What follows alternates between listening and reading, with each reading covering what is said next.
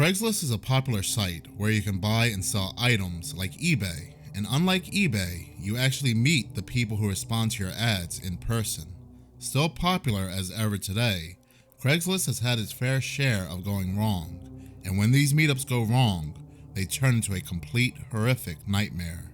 In this video, we're going to explore 3 stories that involve Craigslist gone wrong.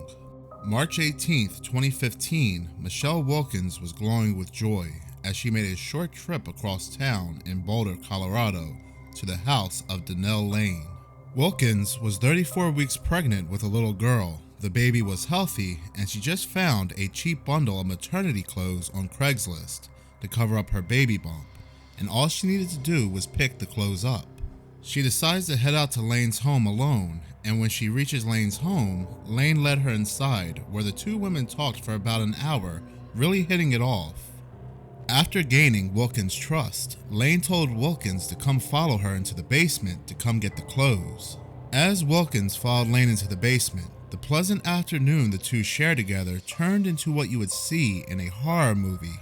Without any warning, Donnell Lane smashed a lava lamp over Wilkins' head and shoved her onto a bed. Then she used a shard of glass from the broken lamp to cut Wilkins' neck. Lane's hands then went to Wilkins' throat, but there was already too much blood to get a good grip, so she pressed a pillow over Wilkins' face. Losing consciousness and terrified for both her life and the life she carried inside her, Wilkins tried one final desperate plea for compassion, gasping to Lane, "I love you." Lane grabbed a kitchen knife beside her and replied, "If you love me, you'll let me do this." Then she cut Wilkins' unborn daughter from her womb and left Wilkins to bleed to death. With Lane fleeing the house with Wilkins' unborn baby, Wilkins still managed to muster up enough strength to dial 911, where they tracked her location and rushed her to surgery at the nearest hospital. In the same hospital Wilkins was getting surgery in, just down the hall, a woman in the maternity ward tearfully clutched a stillborn child to her chest and told nurses that she had a miscarriage. That's right, the woman claiming to have a miscarriage was Donnell Lane, and unbeknownst to Lane, Wilkins survived the attack and was able to tell police and investigators what happened. It wasn't too long Lane was arrested and sentenced to 100 years in prison. Diane Warwick was not a woman you want taking care of you. In 1988, she was convicted for robbing a pharmacy in Colorado. 9 years later, she stormed into a recovery program with weapons and demanded prescription pills. When she was told there weren't any, she took a counselor hostage and spent the next hour firing at police. She was finally wounded and apprehended when she hid behind a janitor's cart and used it as a rolling barricade. The judge found her not guilty by reason of insanity, and she spent the next 6 years in a mental hospital. And nobody seemed to be interested in Warwick's past when she answered a Craigslist ad to serve as a caregiver for 70-year-old Mary Jane Scanlon in Pleasant Hill, California. Scanlon was confined to a wheelchair, and Warwick's duties included helping Scanlon eat and getting her in and out of bed. It was all pretty routine. Things were going pretty well at first, but for no apparent reason, Warwick stabbed Scanlon multiple times, ending her life. Police arrested Warwick at a nearby trailer park, and she received 31 years to life in prison. At her trial, Warwick claimed that she hallucinated and thought she was attacking her father when she ended Scanlon's life. In 2003, Brian Boucher was looking for a roommate to help share the rent, and John Williams was looking for a place to stay. It was a match no different from thousands of others that happened on Craigslist all the time, and for a while, it looked like it would work out. That is, until Williams began acting strangely.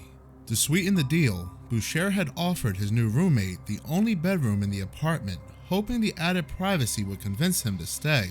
It was just what Williams was looking for, because Williams had a secret. According to Boucher, Williams kept to himself a lot.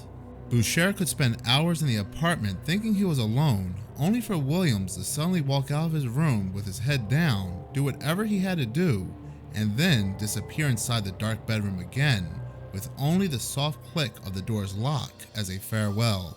Boucher began to get worried. As the months passed, Williams began staying away from the apartment for extended periods of time, and during one of these absences, after they'd been living together for 10 months, Boucher had enough. He broke into the locked bedroom, intent on packing up Williams' things and sending him on his way. On the bed, he found a bulging manila envelope, and what he saw inside made his blood run cold. It was filled up with torn up credit card offers that Boucher had received in the mail. Williams had been going through his trash and collecting pieces of it.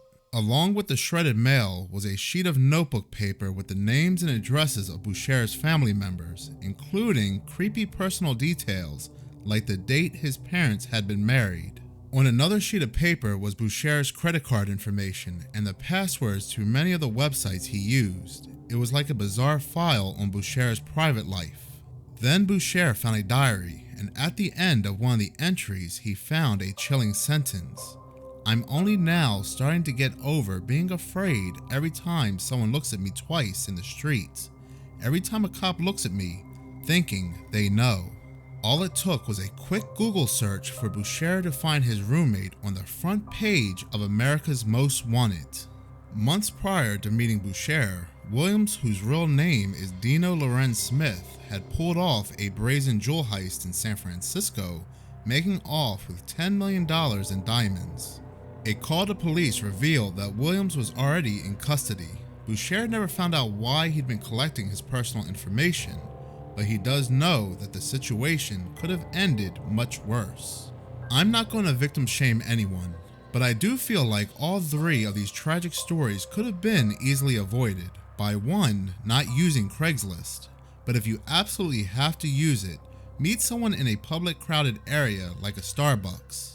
Now I do know robberies have gone down in public areas as well, but you greatly diminish your chances of something going wrong as opposed to meeting someone privately alone in their home. Also, no matter what you do, always do background checks. My favorite scene in Full Metal Jacket is with the unlocked locker. Without people keeping the locks unlocked, there wouldn't be any thievery in this world. Anyway, thank you so much for watching. If you like this content and you want to see more, please subscribe and hit that notification button.